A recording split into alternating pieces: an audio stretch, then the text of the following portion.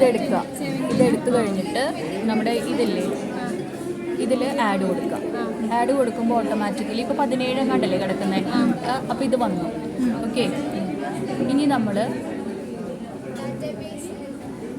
Stand alone SQLiteലേക്ക് പോവാം. Next add new stand alone database. ഇവിടെ നിങ്ങൾ ഇത് ക്രിയേറ്റ് ചെയ്യാൻ പേര് കൊടുക്കും. ഏറ്റവും സിമ്പിളായിട്ടുള്ള പാസ്വേഡ് കൊടുക്കാൻ വേണ്ടിയിട്ടാ. കൺഫേം ചെയ്യുക. നെക്സ്റ്റ് കൊടുക്കുക. ഇതെവിടെയാണ് നിങ്ങൾ സേവ് ചെയ്യണത്? ഇതിൽ തന്നെയാണോ ക്രിയേറ്റ് ചെയ്തിട്ടുണ്ടാവും? എവിടെയത്?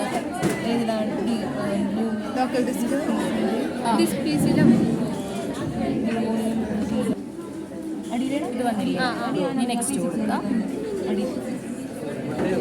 ഇപ്പോൾ P16 അല്ലേ വന്നിരിക്കുന്നത്, ഫിനിഷ് കൊടുക്കുക. ഓക്കെ, ഇനി നിങ്ങളുടെ പേര് ഇത് പാസ്വേഡ്. ഇനി നെക്സ്റ്റ് കൊടുക്കുക. ഇനി അവിടെ നീ നിന്റെ പേര് ലോഗിൻ മാറ്റാം.